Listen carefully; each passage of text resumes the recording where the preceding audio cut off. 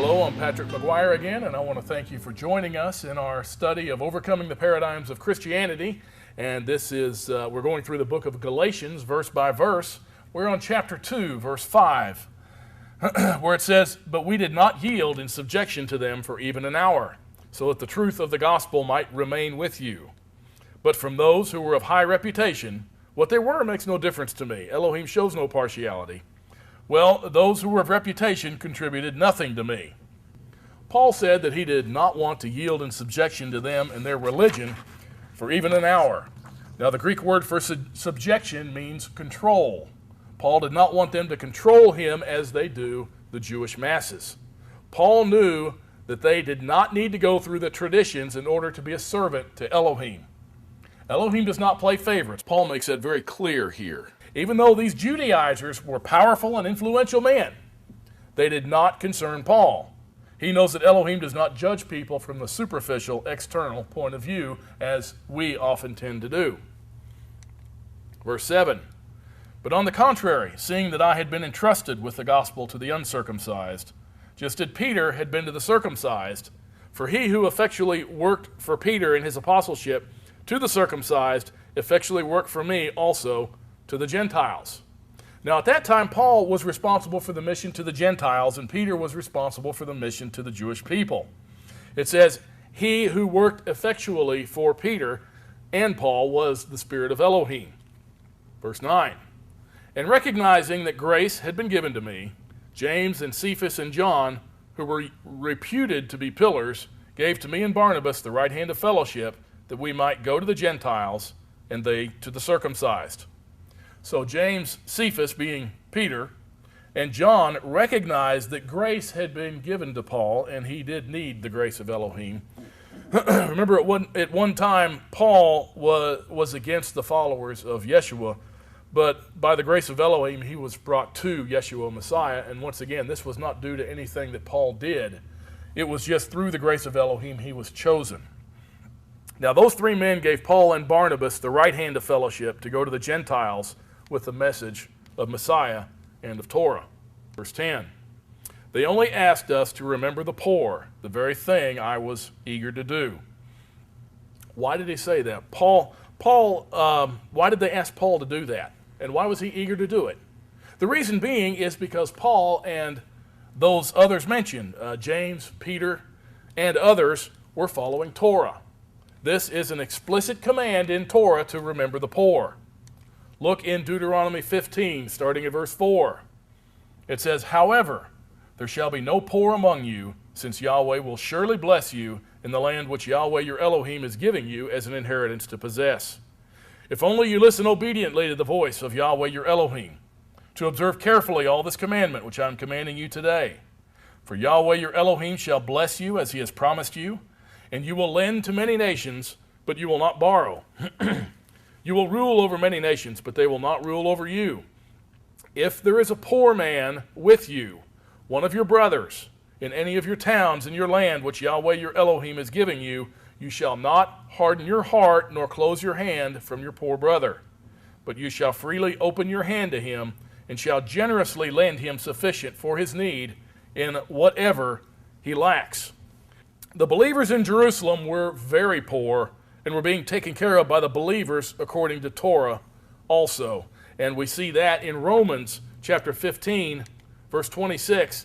It says, "For Macedonia and Achaia have been pleased to make contribution for the poor among the saints in Jerusalem." Why are they taking care of the poor in Jerusalem? Because that is specifically outlined in Torah, that it is a duty to do, and for those who love Torah, it is a duty that they love to do. Galatians 2, verse 11. "But when Cephas came to Antioch, I opposed him to his face because he stood condemned." Paul and Peter had an argument, and it was for good reason. Don't take that comment too casually. It says Peter stood condemned. Paul meant what he said there. Paul is now going to tell Peter why he stands condemned, which means damned. That's where he stands at this point. Verse 12, "For prior to the coming of certain men from James, he used to eat with the Gentiles. But when they came, he began to withdraw and hold himself aloof, fearing the party of the circumcision. Now, Peter was being a hypocrite. That was the problem. He would have fellowship with the Gentiles until men appeared that were sent from James. Then he would only have fellowship with the Jews. And it seems that Barnabas was doing this same thing also. Now, this is part of rabbinic teaching. According to the rabbis, according to the oral Torah, it was allegedly unlawful for a Jew to even associate with a Gentile. But Peter had already learned in Acts chapter 10 that this was wrong. It's not bad, it's not against Torah for a Jew to associate with a Gentile. He learned this through his dream or his vision that he had in Acts 10, and we see at the conclusion of that vision that Peter learned the meaning of that vision, where it says in Acts 10 verse 28, and he said to them, "You yourselves know how unlawful, meaning according to oral traditions, it is for a man who is a Jew to associate with a foreigner or to visit him. Yet Elohim has shown me that I should not call any man unholy or unclean." Now, many Christians are under the misconception that Torah teaches that a Jew should not associate with a Gentile. Therefore, this passage is saying we should no longer follow Torah. There is nothing further from the truth. Torah says no such thing, that Jews and Gentiles are not allowed to associate with one another. It was the Talmudic teaching of the Pharisees that states that the Jew should not and cannot associate with a Gentile. It is Talmudic dogma filled with hate against other people, and that is what Paul was against. And he wrote against it in the book of Ephesians and also in the letter of Colossians to the church at Colossae. We talked about that in a previous DVD. Verse 13. And the rest of the Jews joined him in hypocrisy, with the result that even Barnabas was carried away with their hypocrisy. Now, those men that James sent joined Peter in this hypocrisy. Barnabas was caught up in this sinful elitist mentality also. Verse 14. But when I saw that they were not straightforward about the truth of the gospel, I said to Cephas in the presence of all, if you, being a Jew, live like the Gentiles and not like the Jews, how is it that you compel the Gentiles to live like Jews? Paul says they're not being, we'll take this apart phrase by phrase.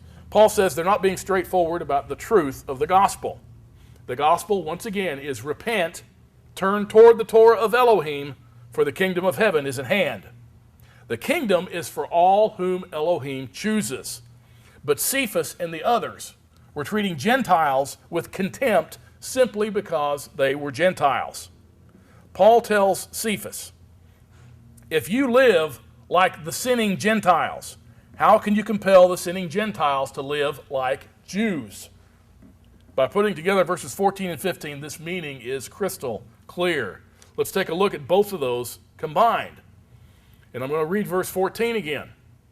It says, but when I saw that they were not straightforward about the truth of the gospel, I said to Cephas in the presence of all, if you, being a Jew, live like the Gentiles, in other words, according to paganism or according to sin, and not like the Jews, which should be without sin, how is it that you compel the Gentiles to live like Jews? How can you compel the Gentiles to live sinlessly when you are in sin right in front of their noses?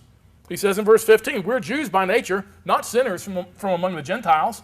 By nature we should be following Torah because we were raised in it. But you're here violating Torah, treating them like they're less than you and not worthy of the kingdom right in front of their noses, but at the same time you're trying to teach them Torah. How can you do that? You can't do it. You're a hypocrite. That's what Paul was saying in that passage. Verse 16. Nevertheless, knowing that a man is not justified by the works of Torah, but through faith in Messiah Yeshua, even we have believed in Messiah Yeshua, that we may be justified by faith in Messiah and not by the works of Torah, since by the works of Torah shall no flesh be justified. Paul said that even though as Jews they are to live sinless lives, they are not justified through Torah. Following Torah does not provide justification to Elohim because we don't achieve perfection. Justification only comes through the sacrifice of Messiah Yeshua. Cephas knows this.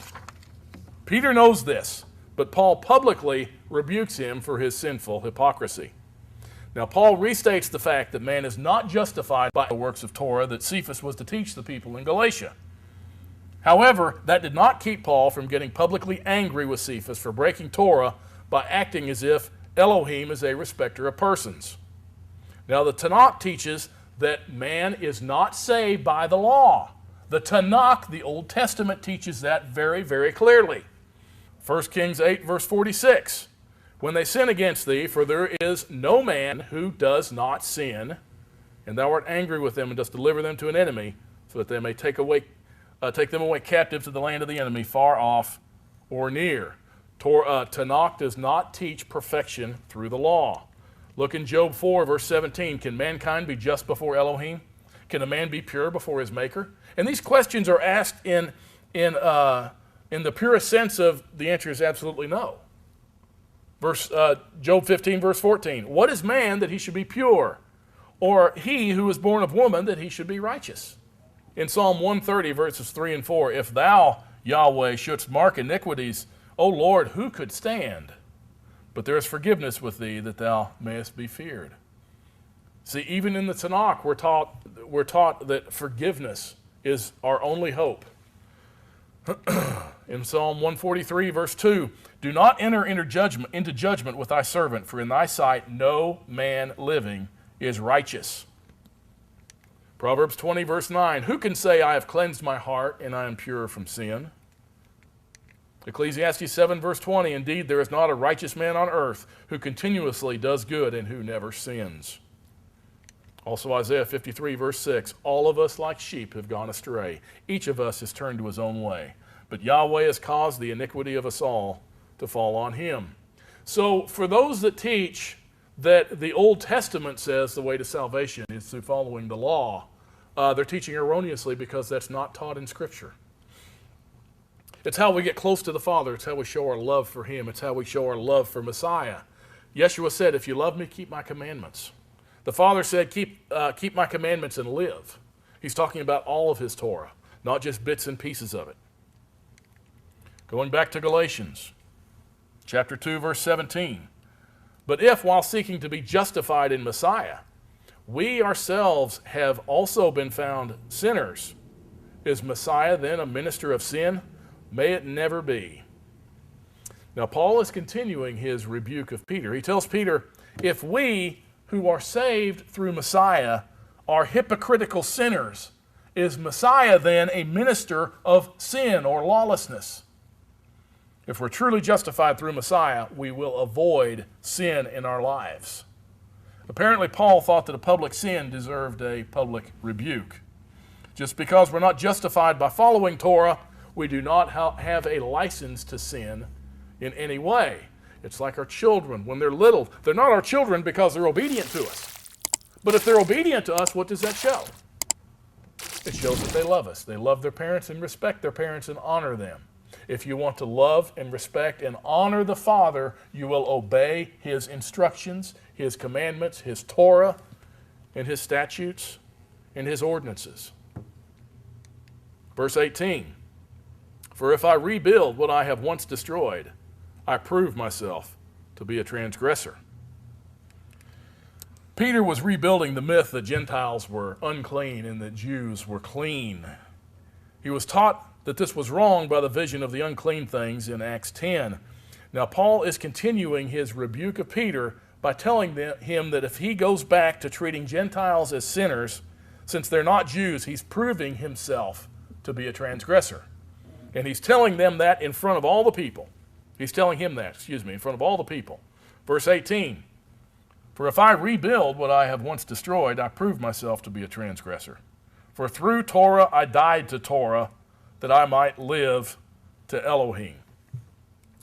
Now, this verse here is very difficult to interpret because it does not seem to make sense in and of itself. Is Paul saying that Torah must not be followed in order to live to Elohim? Now, that's kind of an absurd thought, which contradicts many of his own statements, including what Paul just now told Cephas. Now, he's not saying that a man must die to righteousness, and In order to live to Elohim, he must start killing people. He must start committing adultery. He must start eating pork. He must disregard the Sabbath. Now he can live to Elohim. That's not what he's saying. So what is he saying? This statement of Paul's is best explained by Paul himself in Romans chapter 7. And we're going to look at a portion of Romans chapter 7. And keep in mind this passage, for through Torah I died to Torah, that I might live to Elohim. We're going to get the answer to this, what he means. I would have to say that even from a contemporary churchy point of view, it's hard to say what this verse means. For through the law I died to the law, that I might live to Elohim. But let's let Paul tell us what this means in Romans chapter 7.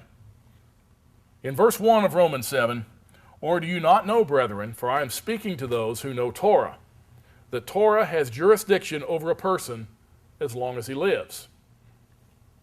Now, when he says, or do you not know, what he's saying is, are you ignorant? And his comment right after that is that Torah has jurisdiction over a person their whole life. That's what he says. Now, Paul never taught against following Torah. He says here a man should follow it all of his life. But Paul's going to make a comparison between those who seek to follow Torah alone for salvation, such as those who were steeped in Judaism and rejected Messiah, and those who are alive through the blood of Messiah. He's going to make a contrast between these two people. Now, Paul says that Torah has jurisdiction over a man as long as he lives. Death is the only thing that separates a man from the jurisdiction of Torah. It's only at death that we're released from the judgment of Torah. Because of this, we must die with Messiah on the tree in order to be wed with him. Then we can have life through him. Let's let him continue. It says, for the married woman is bound by Torah to her husband while he is living. But if her husband dies, she is released from Torah concerning the husband.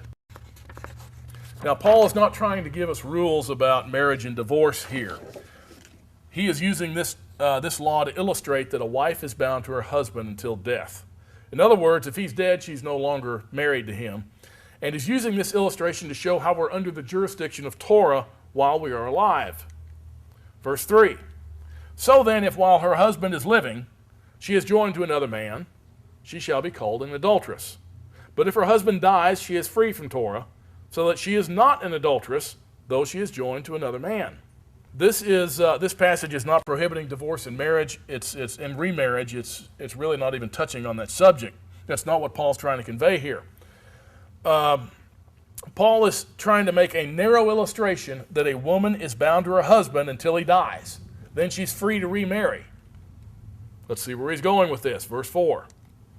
Therefore, my brethren, you also were made to die to Torah through the body of Messiah, that you might be joined to another, to him who was raised from the dead, that we might bear fruit for Elohim. The wife represents the believer in Messiah. The second husband represents Messiah.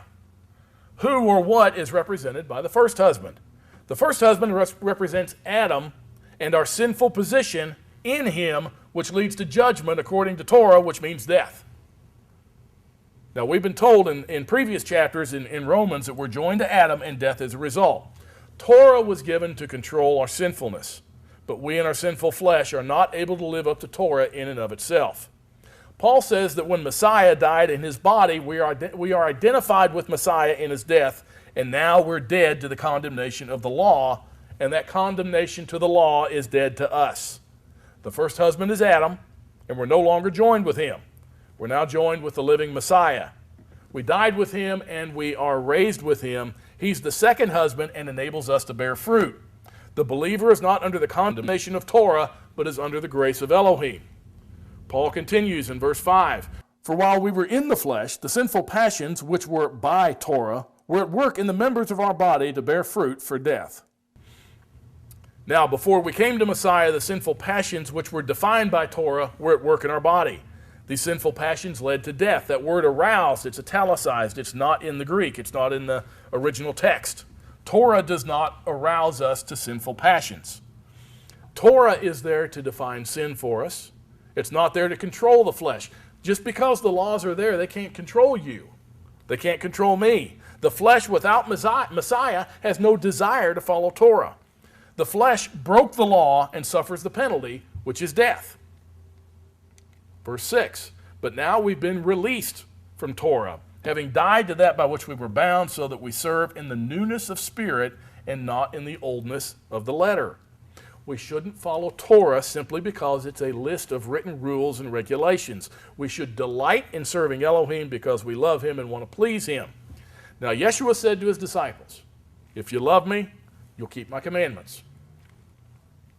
We can't serve, he's saying here in this passage, we don't serve because it's written in black and white. We serve because we have a spirit within us, and that gives us a desire to follow his Torah. That's in the newness of the spirit, not the oldness of the letter. Yeshua says, if you love me, you'll keep my commandments, John 14, verse 15.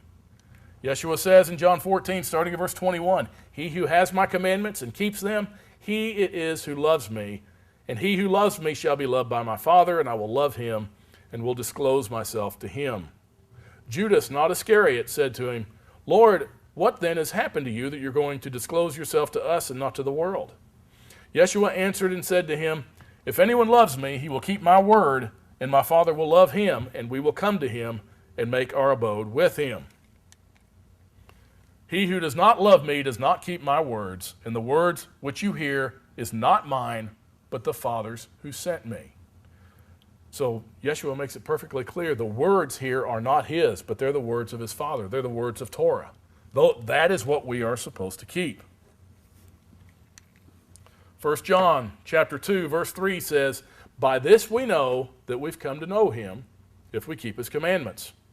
The one who says, I've come to know him, and does not keep his commandments is a liar, and the truth is not in him. But whoever keeps his word, in him the love of Elohim has truly been perfected. By this we know that we're in him. The one who says he abides in him ought himself to walk in the same manner as he walked. Did Yeshua keep his Father's Torah? Of course he did. We are to walk in the same manner that he did.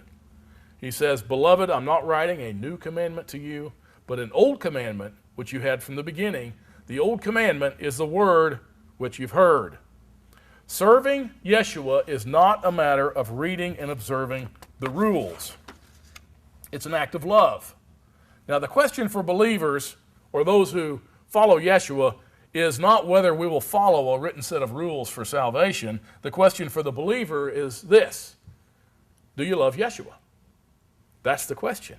If so, there's only one way to do so. In 2 John, verse 6, it says, and this is love, that we walk according to his commandments. This is the commandment, just as you have heard from the beginning, that you should walk in it. And he's talking about that which was written from the beginning, which is Torah. Paul is saying we should not follow Torah because it's a written set of do's and don'ts. We should follow Torah out of love because his Spirit is within us. That's the newness of the Spirit that Paul is speaking of. That is the new covenant that we've talked about before and several times. We've made reference to that, and Paul's doing it again. Verse 7, in Romans 7, what shall we say then? Is Torah sin? May it never be. On the contrary, I would not have come to know sin except through Torah. For I would not have known about coveting if Torah had not said, you shall not covet. Well, Paul's making it clear that Torah is not the problem. Torah defines for us what sin is. Paul plainly states that in this verse. Paul admits he would not know not to covet if it were not for Torah. If people, I know a lot of people, I used to struggle when I was a church-going guy. I would struggle actually with sin in my life, and I didn't really know what sin was. But I knew that there was some there, and I wanted forgiveness. Just give me a blank. Forgive me of all my sins. Forgive me of all my sins. If we don't know what sin is, how do we avoid it? Sin is defined for us to the jot and tittle in the black and white. It's in our Father's Torah. That tells us what sin is. We are to avoid sin if we love him. Now, unfortunately, we're out of time, and what I would like to do is continue this passage in Romans 7 to help define Galatians 2, verse 19 for us. I will pick up here in this section when we come back, and I want to thank you very much for joining us. And if you have